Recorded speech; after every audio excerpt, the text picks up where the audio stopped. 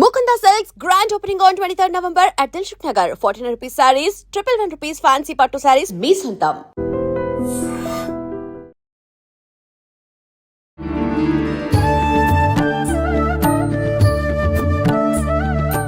నమస్కారం, welcome to I dream. ధర్మ మార్గం విత్ విజిత కార్యక్రమానికి స్వాగతం. ప్రస్తుతం మనతో పాటు ఉన్నారు లలిత అమ్మవారి ఉపాసకులు గీతా కుమార్ గారు. ఇప్పుడు వారితో మాట్లాడి మరిన్ని విషయాలు తెలుసుకుందాం. ముఖ్యంగా మనకున్న సందేహాలన్నింటినీ కూడా నివృత్తి చేసుకునే ప్రయత్నం చేద్దాం. నమస్తే మా. నమస్తే మా. శ్రీమాత్రే నమః. శ్రీమాత్రే నమః. మా అంటే నిత్యం కొన్ని విధానాలు ఆచరిస్తున్నప్పటికీ ముఖ్యంగా దీపారాధన విషయంలో మళ్ళీ సందేహాలు వస్తూనే ఉంటాయి. ఏదైనా ఎక్కువగా చేస్తున్నాము అని అంటే దాంట్లో డౌట్లు క్లియర్ అవ్వాలి, కానీ ఇంకెక్కువగా డౌట్లు వస్తూ ఉంటాయి. ముఖ్యంగా తీసుకుంటే దీపారాధన చేసేటప్పుడు దీపం ఏ దిక్కున ఉండాలి, దీపారాధన చేస్తున్నప్పుడు మనం ఏ ఆసనం మీద కూర్చోవాలి, దీపం ఏ దిక్కున పెట్టాలి, కరెక్ట్గా దీపారాధన చేస్తున్నప్పుడు ఎటువంటి పద్ధతిని ఆచరించాలి, ఇలాంటి సందేహాలు అయితే చాలా మందిలో ఉన్నాయి ఇప్పటికీ కూడా. వాటి గురించి ఒక వివరణ ఇవ్వండి. సరే అమ్మా. ముందుగా దీపారాధన ఎలా చేయాలి? దానికి ముందు మనం ఎర్లీ మార్నింగ్ లేవాలి. సూర్యోదయానికి మునుపే లేసి 6-7 గంటల లోపల ఇంట్లో నిత్య దీపారాధన అయిపోగొట్టాలి. కొంచెం కుదరని వాళ్ళు ఇంకొంచెం లేట్, కుదరని వాళ్ళు అనేది లేకుండా 6-7 గంటల లోపల అయిపోగొట్టుకోవడమే మంచిది. దీపారాధన ఎలా చేయాలి, ఏ దిక్కున పెట్టాలి అని అంటే, దీపం మనం వెలిగించేటప్పుడు అయితే తూర్పుకు ఉండాలి, తూర్పు ముఖం చూస్తుండాలి, లేదా పడమటి ముఖం చూస్తుండాలి, లేదా ఉత్తరం దిక్కు చూస్తూ ఉండాలి. దక్షిణం వైపుకి పెట్టరు. యమస్థానం అని చెప్పేసి దక్షిణం వైపుకి పెట్టరు. తూర్పు దిక్కుకి పెడితే సంపదలు, ఉత్తర దిక్కుకు పెట్టినా కూడా ఐశ్వర్యాలు. ఎందుకంటావా, కుబేరుడు ఉత్తరానికి అధిపతి అని చెప్పేసి ఉత్తర దిక్కుకు పెట్టుకుంటారు చాలామంది. పడమటి దిక్కుకి మోక్షం అని కూడా అంటారు. దక్షిణానికి మాత్రం యమస్థానం కాబట్టి పెట్టరు.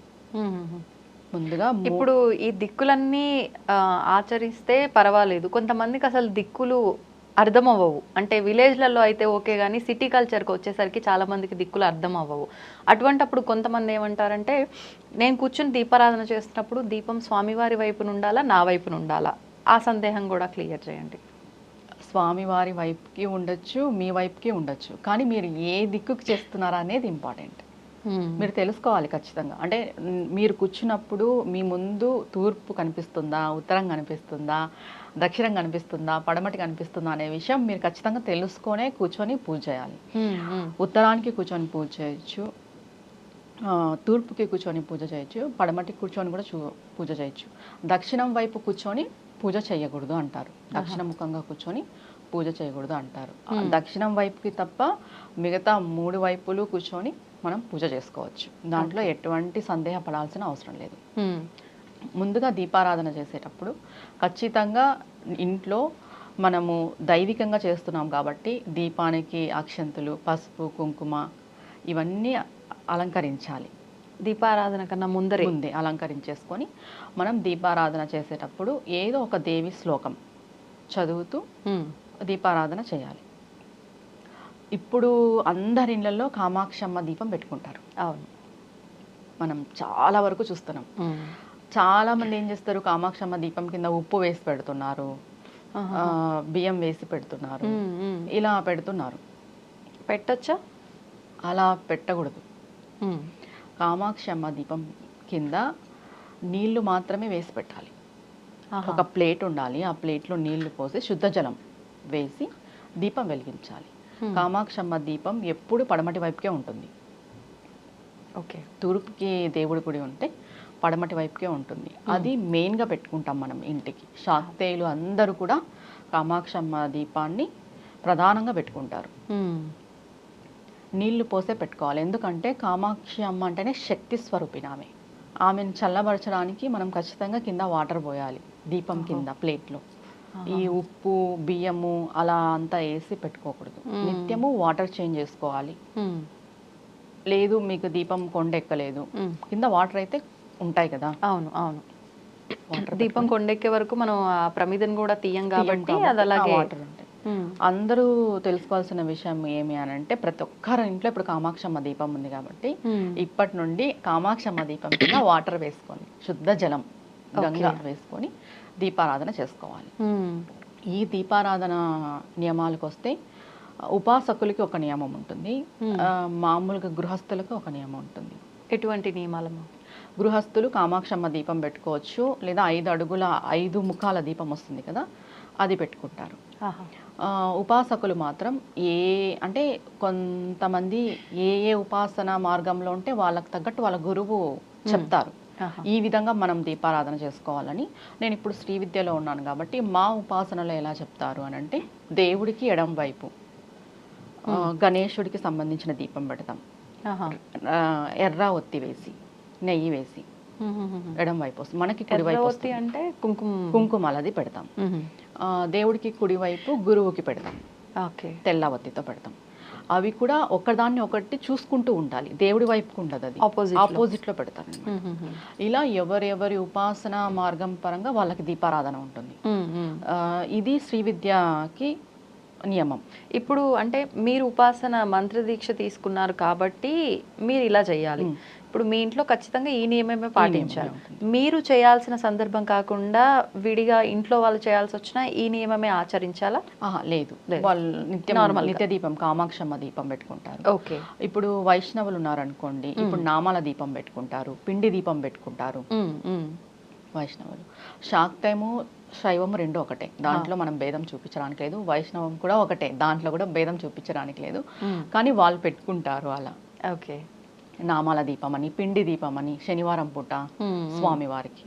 ఇప్పుడు నిత్యము గృహస్థులు పెట్టుకోవాల్సిన దీపం ఏది అంటే ప్రతి ఒక్కరు కామాక్షమ్మ దీపం పెట్టుకుంటారు కాబట్టి ఈ విధంగా పెట్టుకోవాలి. ఎందుకంటే దీపం జ్యోతి పరబ్రహ్మ అన్నారు. మనకి పరబ్రహ్మ స్వరూపమైన దీపం ప్రతి ఒక్కరి ఇంట్లో ప్రతిరోజు పెట్టుకోవాలి. 2 సంధ్య వేళల్లో పెట్టుకోవాలి, ఉదయము సాయంత్రం. ఓకే.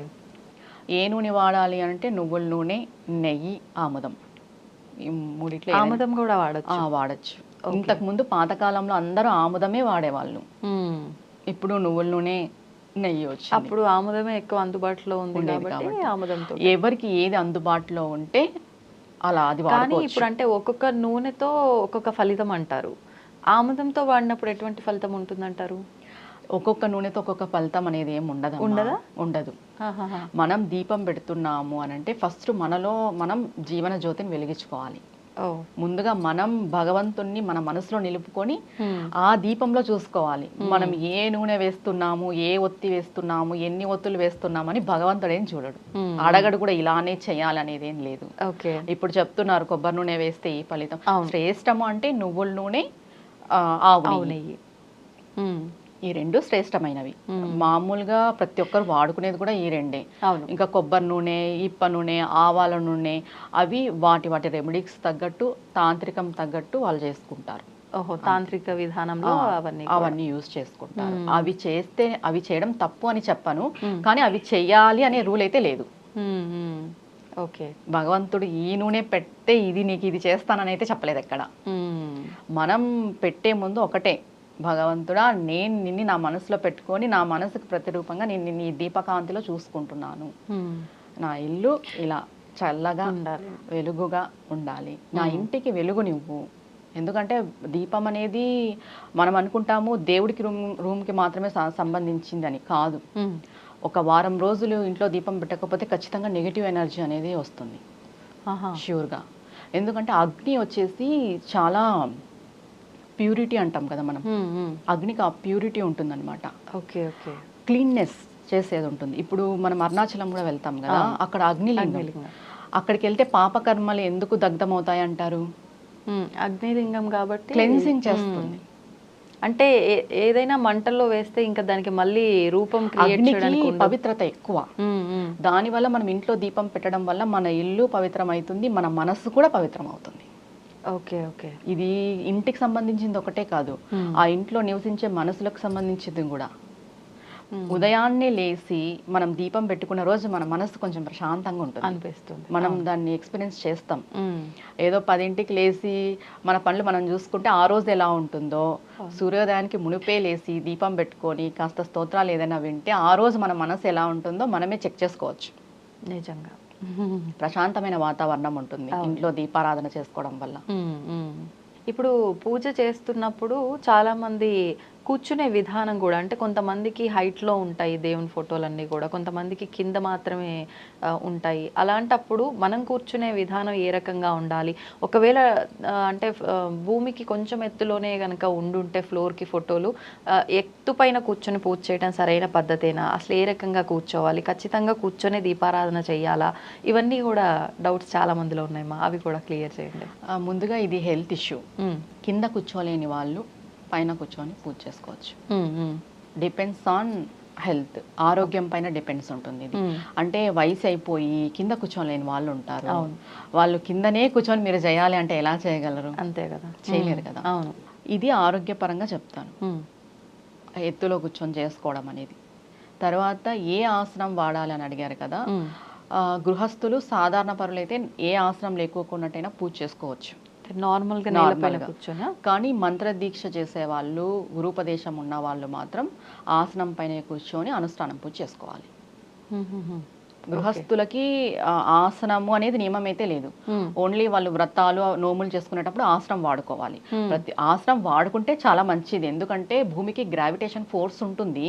మనలో మనం పూజించే శక్తి ఇన్బిల్ట్ అయినప్పుడు భూమాత అది గ్రావిటేషన్ చేసేసుకుంటుంది, లాగేసుకుంటుంది అంటారు. అదిగాక దేవుడికి ఊర్ధ్వముఖంగా కూర్చొని పూజ చేయకూడదు అంటారు. దేవతా శక్తిని మనం భరించలేం, ఎదురుగ్గా కూర్చొని చేయకూడదు, సైడ్కే కూర్చొని చేయాలి. మన ఇంట్లో దేవుడి గుడైనా మనం సైడ్కే కూర్చొని పూజ చేయాలి. అంటే ఇలా ఫేస్ టు ఫేస్ అంటున్నారా? అలా కూర్చోకుండా కొంచెం ఇట్లా క్రాస్, ఇటు ఫోటోలు ఉంటే మనం ఇలా కూర్చోవాలంటున్నారా? అంతేనా? అంతే, క్రాస్ గా కూర్చొని పూజ చేయాలి, స్ట్రైట్ గా కూర్చొని పూజ చేయకూడదు. ఆ శక్తి అంతా లాగేసుకుంటుంది మనలో ఉన్న శక్తి. అలా ఆసనం అంటే నార్మల్ గృహస్థులు కూడా ఆసనం వేసుకుంటే మంచిది. ఒకవేళ ఆ రోజు మీరు స్కిప్ చేశారు, మర్చిపోయారు, అయ్యో వేసుకోలేదు అనే బాధపడే అవసరం అయితే లేదు. కానీ మంత్ర దీక్ష ఉన్న వాళ్ళు, మంత్ర జపం చేసే వాళ్ళు ఖచ్చితంగా ఆసనం వేసుకోవాలి. ఏది వేసుకోవాలి అంటే అందరికీ అవైలబిలిటీలో అందుబాటులో ఉండేది దర్భాసనం, దర్భతో కూడిన ఆసనం. అది అందరూ వాడుకోవచ్చు. ఇంకా లేదు అంటే ప్యూర్ పట్టుతో కూడిన ఆసనాన్ని వాడుకోవాలి. మనకి దైవికంగా చెప్పబడినది 4 ఆసనాలు. ఒకటి దర్భాసనము, 2 ప్యూర్ పట్టుతో కూడిన ఆసనం క్లాత్, తర్వాత జింక చర్మము, పులి చర్మం. ఈ చర్మాలు ఎందుకని? ఈ చర్మాలు ఎందుకనంటే తాంత్రిక పరంగా బాగా ఉపయోగపడతాయి. తర్వాత మనము మంత్ర అనుష్ఠానం చేసేటప్పుడు, జపం చేసేటప్పుడు మంత్రం మనకి బాగా బాడీలో ఇన్బిల్ట్ అవుతా వస్తుంది అనమాట, బ్లడ్కి. అంటే ఇది ఉపాసన పరుల వాళ్ళు మాత్రమే ఇలా.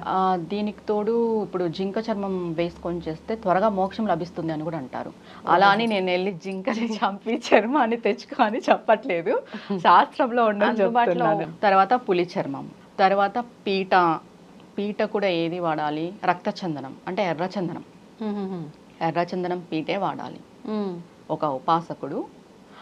అది చాలా కాస్ట్. అవును, అందరూ తెచ్చుకోలేరు. తర్వాత పనస చెక్క పీట, ఇది వాడుకోవచ్చు. ఇప్పుడు నార్మల్గా సిల్వర్ కోటెడ్ వచ్చి అంటే వెండి పీటల్లాగా వస్తున్నాయి ఎక్కువగా. పూజకు, వ్రతానికి, ప్రతి ఒక్కదానికి అవే ఉపయోగిస్తున్నారు, చిన్నవాళ్ళైనా పెద్దవాళ్ళైనా ఎవరైనా. అవి వాడచ్చు అంటారా? అంటే పూజలకి వాడచ్చు, మనం వేసుకోవడానికి యూస్ కావు. దర్భాసనమే మంచిది, శ్రేష్టమైనది దర్భాసనమే. మనము రక్తచందనం పీట పెట్టుకుంటే అది కేవలం మన వంశీయులు మాత్రమే వాడాలి. దీంట్లో కూడా అంటే ఇప్పుడు నేను పెట్టుకున్నాను, నేను వాడుతున్నాను, నా కొడుక్కి కానీ నా కూతురికి కానీ నా అనుమతితోనే ఇవ్వాలి. నా అనుమతి లేనిదే మళ్ళీ అది ఎవరు యూజ్ చేయకూడదు. అంటే దానిపైన కూర్చునే విషయానికి వస్తే కూడా పీఠము అంటే అది చాలా శ్రేష్టమైనది, దాని పరంపర ఉంటది అన్నమాట. పీఠం ఎక్కినాము అంటే పీఠం మీద కూర్చునేదే ఎక్కినాము అనేది. ఓహోహో, అలా అంటే ఏదో ఉంది కదా అని ఎవరింటికి వచ్చినా దాన్ని వేసుకొని కూర్చోవడం ఇలాంటి మన పిల్లలు కూడా వేసుకోవడానికి లేదు. మన పిల్లలకు కూడా మనం అనుమతిస్తేనే నెక్స్ట్ వాళ్ళకి అది. ఒక ఎర్రచందనం పీట చేసుకున్న తర్వాత, మనం పీఠం ఏర్పరచుకున్న తర్వాత పరంపర నడుస్తుంది. ఇదంతా అవసరం లేకోకున్నట్టు హ్యాపీగా దర్భాసనం పెట్టుకొని అది ఉత్తమం. పూజ చేసుకోవచ్చు. ఇది ఉత్తమమైన మార్గం, నిజంగా సులభమైన మార్గం. ఆ, ఇప్పుడు దీపారాధన ఇందాక అన్నప్పుడు నేను అడగడం మర్చిపోయినా, 2 ప్రమిదలు కొంతమంది అంటే హైట్లో ఉన్నది మధ్యలోంచి ఒత్తి వేసే ప్రమిద ఒక్కటైనా అఖండంగా ఉండడానికి మేము ఇది వాడుతున్నాము అని చెప్పి చాలామంది ఇళ్లలో నేను కూడా చూడడం జరిగింది. అలా పెట్టడం కరెక్టే అంటారా? అఖండ జ్యోతిగా అనంటే మట్టి దీపాలు శ్రేష్టమ్మా. మట్టివి. మట్టివి పెట్టుకుంటే చాలా శ్రేష్టం, లేదా వెండిది. ఓకే. కానీ ఇంట్లో నిత్య దీపారాధన కోసం అలా అఖండ దీపం పెట్టడం సరైన పద్ధతి అంటారా? అది అఖండ దీపం కింద రాదు. అఖండ దీపంకి నియమం వేరైపోతుంది. ఓకే. ఇప్పుడు మామూలుగా మనం ఒక పెద్ద దీపం తీసుకుంటాము. అవును. ఈ రోజు వెలిగిస్తాం, పూజ చేసేసి వెలిగిస్తాం. అది కొండ ఎక్కుకోకున్నట్టు మనం నూనె వేస్తూ ఉంటాం. అది అఖండం కింద రాదు. మరి అఖండం అంటే సపరేట్ అఖండ జ్యోతికి పీట ఏర్పాటు చేస్తాం. ఆహాహా. ఆవు పేడతో అలికి దానిపైన బియ్యపిండితో ముగ్గు పెట్టి దాని కింద నవధాన్యాలు వడ్లో ఏవో ఒకటి వేసి ప్లేట్ పెట్టి లేదా చాట పెట్టి దానిపైన పెట్టే దీపం అఖండ దీపం. ఓకే. అఖండ దీపానికి మనం స్టార్టింగ్ వెలిగించేటప్పుడు నారికేలం సమర్పిస్తాం, టెంకాయ కొడతాం. తర్వాత ప్రతిరోజు నైవేద్యం పెట్టాలి. ఓహో, అంటే దీపం దగ్గర పెట్టాలా? దీపం దగ్గర పెట్టాలి. ఇంకా ఇక్కడ దీపంలోనే శక్తిని ఆవహిస్తున్నాము. మనం అఖండ జ్యోతి వెలిగించేటప్పుడు కూడా మనము ఏ దేవుడికైతే మనం పెడుతారు, ఇప్పుడు నవరాత్రుల్లో అఖండ జ్యోతి పెడతాము. అవును. దేవి నవరాత్రుల్లో ఏ దేవతకు పెడతాము? అమ్మవారికి పెడతాము. అమ్మవారి యొక్క శక్తిని మనం దీపంలోకి ఆవాహన చేస్తున్నాము. మళ్ళీ అలాంటప్పుడు మనం నైవేద్యం పెట్టాలి కదా. అవును. అఖండ జ్యోతి అనంటే అక్కడ ఖచ్చితంగా అమ్మవారి శక్తి ఉన్నట్టే. విగ్రహాన్ని మనం ఎలా భావిస్తామో అఖండ జ్యోతిని కూడా అలా భావించాలి. విగ్రహమే జ్యోతి రూపంలో ఉంది, ఇంకా దేవతా స్వరూపమే ఈ దీపం రూపంలో ఉన్నారు అని భావించాలి. యంత్రమే జ్యోతి రూపంలో ఉంది. మనం ఏ దేవతనైతే మొక్కుతున్నామో, ఏ దేవుణ్ణైతే మొక్కుతున్నామో ఆ శక్తి ఆ అఖండ దీపంలో ఉంది. ఖచ్చితంగా నైవేద్యం సమర్పించాలి ప్రతిరోజు. ఇప్పుడు 40 రోజులు కొంతమంది పెట్టుకుంటారు అఖండ జ్యోతిగా, వాళ్ళు కూడా నైవేద్యం పెట్టుకోవాల్సిందే. ఇప్పుడు అసలు అంటే ఎటువంటి సందర్భాల్లో పెట్టుకోవచ్చు అంటారు ఈ అఖండ దీపం కూడా? మళ్ళీ అంటే కొంతమంది ఇది కూడా ఆచారం ఉండాలా, ఒకవేళ ఇలాంటి దీపం ఏదైనా కోరిక ఉంది, బలమైన కోరిక అస్సలు నెరవేరట్లేదు, అది నిజంగా ధర్మమైన కోరికే, అలాంటి సందర్భాల్లో ఇది మీరు అన్నట్టు ఆ 41 days నిష్టగా ఇలా పెట్టుకొని చేస్తే ఫలితం ఉంటుందంటారా? అంటే దీంట్లో చాలా డౌట్లు ఉన్నాయి. ఫస్ట్గా పెట్టుకోని వాళ్ళకి ఎక్కువ, అంటే మేము ఇంతవరకు పెట్టుకోలేదు, ఇప్పుడు పెట్టుకోవచ్చా? పెట్టుకోవచ్చు. మీరు ఇన్ని రోజులు చేయలేదు, ప్రాసెస్ తెలీదు, బాగా ప్రాసెస్ కనుక్కొని చేసుకోవచ్చు. తర్వాత మనకి ధర్మబద్ధమైన కోరిక ఒకటి ఉంది, అది నెరవేరకపోగా మనం కులదైవతనో ఇష్టదైవతనో ఆరాధన చేస్తున్నాము. ఆ దేవుడికి మనం సంకేతంగా అఖండ దీపం పెట్టుకోవాలి. ఓకే. ఓకే. స్వామి, నేను నీ కోసం ఈ అఖండ జ్యోతిని వెలిగిస్తున్నాను, దీంట్లో మీ యొక్క శక్తిని నేను ఆవాహన చేశాను, నా కోరిక ఇది, నా సంకల్పం ఇది, నేను ఇన్ని రోజులు ఇలా పెట్టి పూజించుకోవాలనుకుంటున్నాను. ఈ అఖండ జ్యోతిని కాపాడు బాధ్యత కూడా నీదే, స్వామికి అప్పచెప్పాలి. నేను చూసుకుంటానంటే మనం చూసుకోలేం. చూసుకునే బాధ్యత కూడా నీదే అని చెప్పి మనం వెలిగించుకోవాలి 40 రోజులు. ఓకే. ఆ సమయంలో అంటే దీక్షగా ఉండాలా, నియమాలు పాటించాలంటారా? ఇంట్లో అఖండ జ్యోతి వెలిగించాము అని అంటే ఖచ్చితంగా దీక్షనే. ఇప్పుడు ఒకవేళ అంటే 40 days అన్నారు, మరి ఆడవాళ్ళకి 40 days వరుసగా అయితే కుదరదు. 5 days అప్పుడు మధ్యలో 5 days ఇంట్లో వాళ్ళకి అప్పచెప్పొచ్చు ఆ బాధ్యత? ఓన్లీ ఆయిల్ వేసుకోవడమే కదా, అప్పచెప్పొచ్చు ఆడవాళ్ళు. ఒకటి, మనం అఖండ జ్యోతి వెలిగిస్తున్నాము అని అంటే ఖచ్చితంగా ఏకభుక్తం చేయాలి, భూషయనం చేయాలి. ఈ 2 ఆరోగ్యరీత్యనే. బ్రహ్మచర్యం ఖచ్చితంగా పాటించాలి, మాంసాహారం తినకూడదు. ఈ 2 ఖచ్చితంగా పాటించాలి. ఏకభుక్తం భూషయనం అనేది ఆరోగ్యరీత్యా చెప్తాను. మాంసాహారం తినకూడదు, బ్రహ్మచర్యం ఖచ్చితంగా పాటించాలి. ఓకే. అఖండ జ్యోతి వెలిగిస్తున్నాము అంటే మనం చాలా శక్తిని ఇంటికి ఆవాహన చేస్తున్నామని అర్థం. అది చిన్న విషయం కాదు. అఖండ జ్యోతి అంటే చాలా మంది ఆ మామూలే కదా, దీపమే కదా అనుకుంటారు, కానీ కాదు. అక్కడ ఒక ప్రాణశక్తి ఉన్నట్టే అఖండ జ్యోతిలో. ఓకే. ఓకే. మామూలుగా మనము ఇంట్లో నిత్య దీపం వెలిగిస్తేనే అంత పాజిటివిటీ ఉన్నప్పుడు ఇంకా అఖండ జ్యోతిని మనం పెట్టుకున్నప్పుడు ఇంకెంత పాజిటివిటీ ఉండదు, ఇంకెంత శక్తి ఉండదు. అవునా కాదా? అవును. అంటే అంతే నియమనిష్టలతో మనం ఖచ్చితంగా ఆ 40 రోజులు కూడా చేయాల్సిందే. ఇంకొక విషయం ఏంటంటే, దీపం సడన్ గా కొండెక్కింది అనుకుందాం, ఇలా అఖండంగా పెట్టినప్పుడు ఏదో ఏమైపోదు. అవదా? ఆ. ఎందుకు అవ్వదు అని చెప్తున్నాను అని అంటే, అక్కడ నీకు సంకేతం ఇస్తున్నాడు భగవంతుడు, నువ్వు ఇంకా ఇంట్రెస్ట్గా లేవు అని. ఓహో. దీపం కొండెక్కింది అంటే ఒక్కటి నేను చూసుకోగలను అంటేనే అఖండ జ్యోతి వెలిగించాలి ఎవరైనా సరే. ఎందుకంటే ఒక చిన్న పిల్లని ఎలా చూసుకుంటామో మనము, పుట్టిన పిల్లల్ని బయటికి వెళ్ళినప్పుడు అలా ఏం చేస్తున్నారు, లేసినారా అని చూసుకుంటాం కదా, అలా ఆయిల్ వేసేటప్పుడు అలానే చూసుకోవాలి. ఆయిల్ ఉందా లేదా, దీపం పెద్దగా వెలుగుతుందా చిన్నగా వెలుగుతుందా, కాన్సన్ట్రేషన్ అంతా అక్కడే ఉంటుంది. ఇప్పుడు కొన్నిసార్లు అంటే అలా పెట్టినప్పుడు మార్నింగ్ ఒకసారి మనం దీపారాధన చేసినప్పుడు నార్మల్గా ఆయిల్ వేస్తాము, అంత విధానం అంతా కరెక్ట్గా చూసుకుంటాం. తర్వాత సాయంకాలం దీపారాధన అప్పుడు మళ్ళీ చూసుకుంటాం. ఒకవేళ మధ్యలో రాత్రి సమయంలో ఎప్పుడైనా ఒకసారి వెళ్ళి చూద్దామని వెళ్ళినప్పుడు ఆయిల్ తక్కువగా ఉంది అనిపించో, లేదంటే ఒత్తి లోపలికి వెళ్తుంది లాగుదామా అనిపించో, అలా చెయ్యొచ్చు అంటారా? అందుకే కదా మనం బ్రహ్మచర్యము మాంసాహారం తినట్లేదు ఇక్కడ. అంటే మనం ఏ టైంలో అయినా నియమాల్లో ఉంటాం కాబట్టి దీపాన్ని మనం తాకొచ్చు, సరి చేయొచ్చు, ఏమైనా చేయొచ్చు. ఏ టైంలో అయినా మనం దీపాన్ని తాకొచ్చు, ఎందుకంటే మనం దీక్షలో ఉంటాం కాబట్టి. Okay okay. గంటకు ఒకసారి 2 గంటలకు ఒకసారి వెళ్ళి చూస్తుండాలి. మనం పెట్టేసినాము మన బాధ్యత అయిపోయింది అనుకోకూడదు. అఖండ దీపం ఇంట్లో ఉన్న టైంలో మాత్రం చాలా కేర్ఫుల్గా ఒక చిన్న చంటి పిల్లాన్ని ఎలా చూసుకుంటామో, అబ్జర్వేషన్లో పెట్టుకుంటామో, అలా అఖండ జ్యోతిని కూడా మనం అబ్జర్వ్ చేస్తూనే ఉండాలి.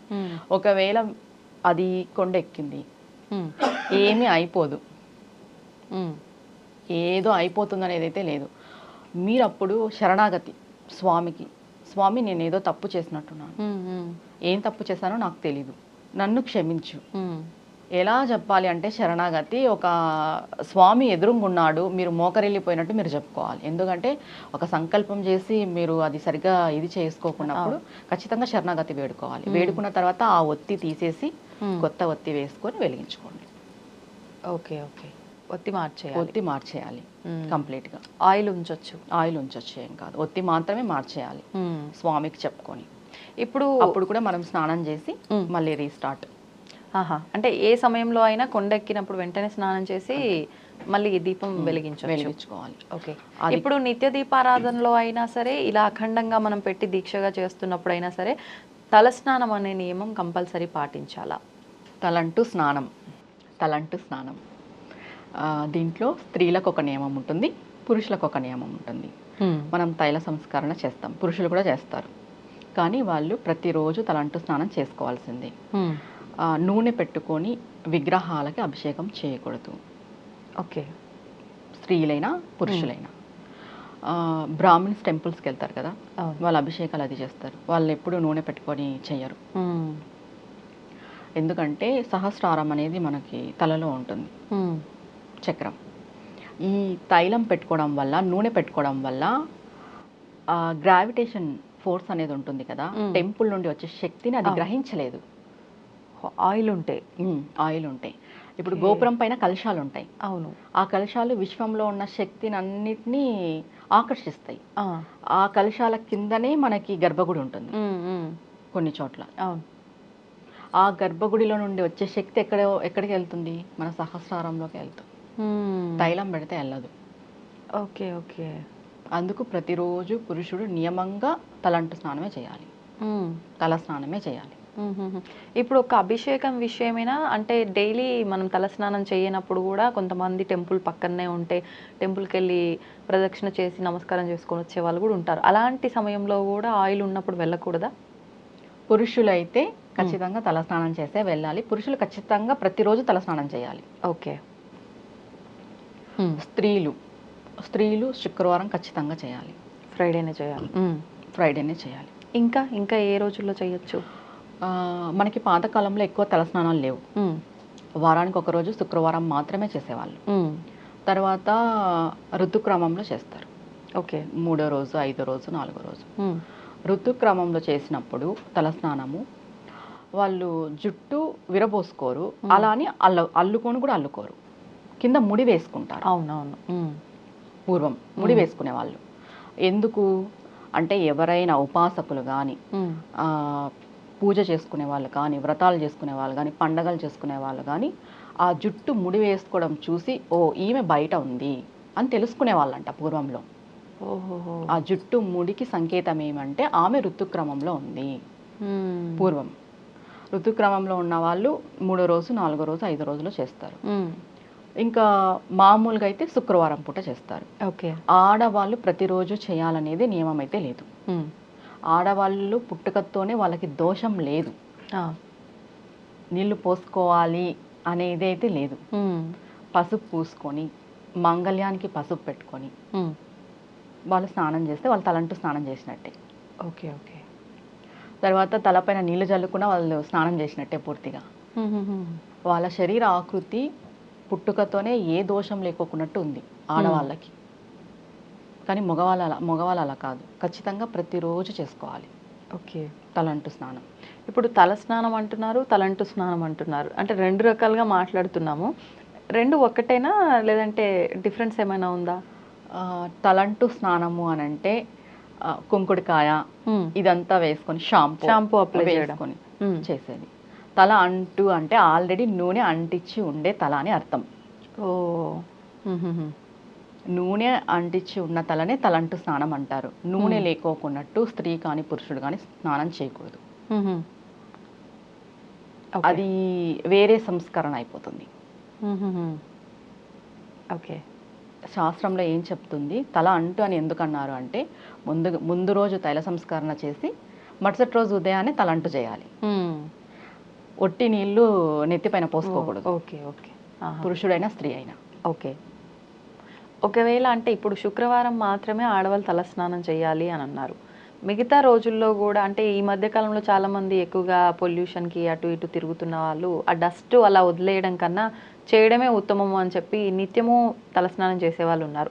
శాస్త్ర ప్రకారంగా అంటే ఏదైనా దోషమా, చేసుకోవచ్చా? చేసుకోవచ్చు, ఒక గురువారం ఒకటే చేసుకోకూడదు అంటారు. ఎందుకనండి గురువారం ఎందుకు చేయకూడదు? అది మార్గశీర్ష మాసానికి సంబంధించింది ఒకటి ఉంది.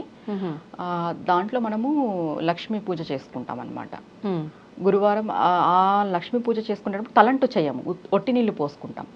అంటే ఓన్లీ మార్గశీర మాసంలో మాత్రమే. ముందు రోజే తలంటు చేసేసి మరుసటి రోజు ఒట్టి నీళ్లు పోసుకుంటాం. కొంతమంది అది కూడా పోసుకోరు. నార్మల్ గా గురువారం చేయకూడదు, గురువారం చేస్తే మంచిది కాదు అని చెప్తారు. అంటే ఆరోగ్యరీత్యా కానీ పర్సనల్ గా కానీ మంచిది కాదు అని చెప్తారు. ఇంకా మిగతా వారాల్లో చేసుకోవచ్చు. మెయిన్ గా దీంట్లో ఎలా వెళ్తుంది అంటే శైవులు వచ్చేసి సోమవారం చేసుకుంటారు, వైష్ణవులు వచ్చేసి శనివారం చేసుకుంటారు, తప్పనిసరిగా చేసుకుంటారు. అంటే ఏ దేవుణ్ణి అయితే ఆరాధిస్తున్నారో ఆ స్వామికి సంబంధించిన రోజు, ఇంటి దేవుడు అంటాం కదా, కుల దైవం, ఇంటి దైవం, వారి వారి గృహరీత్యా ఎలా చేస్తారు అంటే శైవులు సోమవారం చేసుకుంటారు, గాణపతులు బుధవారం చేస్తారు, శాక్తేయులు శుక్రవారం మంగళవారం చేస్తారు, వైష్ణవులు శనివారం చేస్తారు. ఇంటి దేవుడికి సంబంధించి చేసే స్నానం ఎలా ఉంటుంది అని అంటే శైవులు ఎలా చేస్తారు అంటే సోమవారం చేసే వాళ్ళు వాళ్ళే పరమేశ్వరుడుగా భావించి పురుషులు చేసుకుంటారు, వాళ్ళకి వాళ్ళే. ఓకే. ఎప్పుడు సహస్రారం తడవాలి. సహస్రారం టు మనము తలస్నానం చేస్తే మనం అభిషేకించుకున్నట్టు మనల్ని మనం, ఎందుకంటే మనలో కూడా పరమాత్మ ఉంటాడు కదా. అవును అవును. వైష్ణవులు కూడా అలానే మేమే విష్ణువు అనే భావనతోనే వాళ్ళు స్నానం చేస్తారు. ఓకే. ఓకే. స్నానం చేసే పద్ధతి అది. మనం వెళ్ళి ఏదో చేసామంటే చేసాం. ఇంకొకటి స్నానం కూడా 5-5:30 లోపు అయిపోవాలి, 6 గంటల లోపు. ఇది కష్టం. కష్టం అంటే అయిపోవాలి. ఎందుకంటే సూర్యోదయం అయిపోయిన స్నానానికి రాక్షస స్నానం అంటారు. బ్రహ్మముహూర్తంలో చేసే స్నానము దైవ స్నానం. 5:30-6 ఆ మధ్యలో చేసే స్నానం మనుష్య స్నానం. ఓకే. ఇంకా సూర్యోదయం అయిపోయిన తర్వాత చేసే స్నానాన్ని రాక్షస స్నానం అంటారు.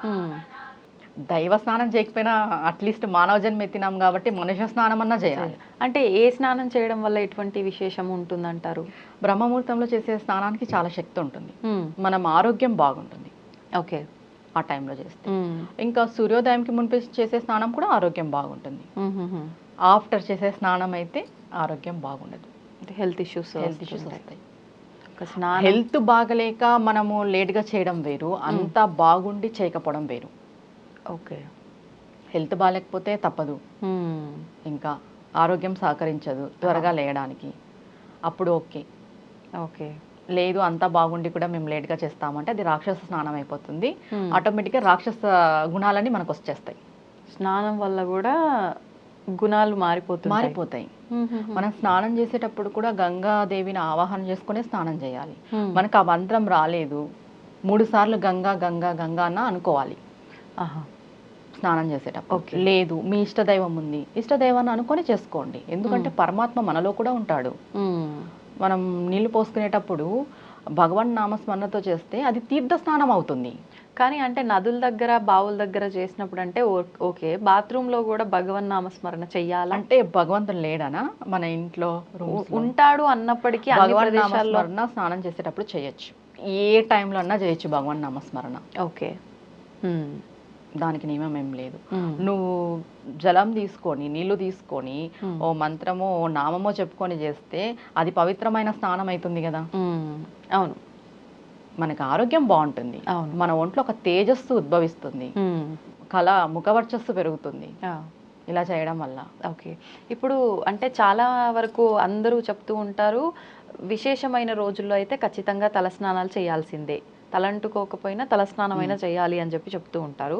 అలా తీసుకుంటే వ్రతాలు పూజలు ఇంట్లో ఏదైనా విధానాలు ఆచరిస్తున్నప్పుడు ఆ రోజు అంతా హడావిడి ఉంటుంది అని చెప్పి కొంతమంది ముందు రోజు నైటే తలస్నానం చేసేసి నెక్స్ట్ డే అసలు నార్మల్ బాత్ చేస్తూ పూజల్లో కూర్చుంటూ ఉంటారు. చాలా వరకు చూస్తుంటాం ఇది, ఎర్లీ మార్నింగే పూజలు ఉన్నప్పుడు అట్లాంటప్పుడు. అట్లా చెయ్యొచ్చు అంటారా? అంటే ఆడవాళ్ళకి తలస్నానం నియమం అయితే లేదు. అంటే వ్రతాలు పూజలప్పుడు కూడా ఆరోగ్యం బాగలేకపోతే చేసుకోకపోయినా పర్వాలేదు. ఓకే, ఆడవాళ్ళు, పురుషులు ఖచ్చితంగా చేయాలి. ఆరోగ్యం సహకరిస్తేనే ఆడవాళ్ళు చేసుకోవాలి. ఆడవాళ్ళు పుట్టుకతోనే వాళ్ళకి ఏ దోషం లేకోకున్నట్టు పుట్టినారమ్మా. అది వాళ్ళకి ఏ దోషం ఉండదు స్నానం చేసుకోకపోయినా కూడా. ఓకే, అసలు శాస్త్రంలో ఏం చెప్తుంది, వాళ్ళు నైట్ పడక గదిలో ఉన్నా ఆ దోషం వాళ్ళకి రాదు అని చెప్తుంది. వాళ్ళు అలానే దేవుడికి వెళ్ళి మొక్కోవచ్చు అని చెప్తారు. వాళ్ళు ఊరికే స్నానం లేకున్నా కూడా, స్నానం లేకున్నా కూడా, తల స్నానం లేకున్నా కాదు, స్నానం లేకున్నా కూడా, కానీ అలా ఎవరు చెయ్యర్లే. మామూలుగా శాస్త్రంలో ఉంది ఇది కూడా. ఓకే ఓకే, వాళ్ళు 3 సార్లు తలపైన నీళ్లు చల్లుకుంటే వాళ్ళు స్నానం చేసినట్టే. అంటే వాళ్ళని అమ్మవారు పుట్టించడమే ఏ దోషం లేకున్నట్టు పుట్టించింది. ఓకే, అంతే. ఆడవాళ్ళు వాళ్ళ దోషాలు వస్తాయి, అదొస్తాయి ఇదొస్తాయి అంటారు కదా, అది శుద్ధ తప్పు. అది వినండి వినండి అందరూ వినండి ఇది. అయితే మొత్తానికి ఈ ఒక్క విషయం చాలు ఈ టాపిక్ అంతా అర్థమైపోవడానికి. నిజంగా అంటే ఇలాంటి సందర్భంలోనే అవసరం లేదు అన్నప్పుడు ఇంకా మిగతా విషయాల్లో మనం భయపడాల్సిన అవసరం లేదు. భక్తితో నిష్టగా మనం మంచి మనస్సుతో చేసుకుంటూ వెళ్తే సరిపోతుంది అనేది అర్థమైపోతుంది. అంతే. అంటే నిజంగానే టాపిక్ అంతా మాట్లాడినప్పటికీ నిజంగా ఇది ఇలా చేస్తున్నాం కదా, అది అలా చేస్తున్నాం కదా, ఇది మార్చుకోవాలి అని అనిపించింది. కానీ మీరు చెప్పిన లాస్ట్ విషయంతో నిజంగా డౌట్స్ అన్ని క్లియర్ అయిపోయినాయండి. అంటే ఆడవాళ్ళు ప్రకృతి ఇద్దరు ఒకటే, నేచరు ఆడవాళ్ళు ఇద్దరు ఒకటే. ఆడవాళ్ళకి కానీ నేచర్కి కానీ వాటికి క్లెన్సింగ్ చేసుకునేది ఉంటుంది. ఓకే, ఆడవాళ్ళ శరీరానికి కూడా అది ఉంటుంది, సెల్ఫ్ క్లెన్సింగ్ అని. దానివల్ల నియమం లేదు ఆడవాళ్ళకి. నేచర్కి కూడా ఉంది అది సెల్ఫ్ క్లెన్సింగ్ అని. ఓకే, అంటే కొన్ని వాటంతటా అవే వదిలేయాలి, అదే నార్మల్ అయిపోతుంది అనుకుంటాం కదా. అందుకే ఆడవాళ్ళకి దోషం లేదు, నీళ్లు పోసుకోకపోయినా కూడా దోషం లేదు అంటారు. ఓకే ఓకే, సంతోషమ్మా. చాలా సందేహాలన్నీ కూడా నివృత్తి అయిపోయాయి ఈ టాపిక్ వల్ల. ధన్యవాదాలు. నమస్తే అమ్మా. నమస్తే. And for more videos, please subscribe to iDream. Please subscribe to iDream. Please subscribe iDream. And please subscribe to iDream. For more videos, subscribe to iDream. please like, share and subscribe to the channel. Congratulations, iDream. Subscribe to iDream. Subscribe to iDream. So subscribe to iDream Media. iDream ki iDream team andarki huge congratulations. Please subscribe iDream Media. Please subscribe to iDream. Subscribe iDream. Please subscribe to iDream. iDream అంటే నా కళల channel subscribe చేసుకున్న నోరు తిరుగుతలేదు, మీరైతే గంట గుర్తు కొట్టండి. For more such videos, please subscribe to iDream. Subscribe to iDream. Please subscribe to iDream. Please subscribe iDream Media. Please do subscribe to iDream. Please subscribe to iDream Media. For best entertainment and information, please subscribe iDream. And don't forget to subscribe to iDream.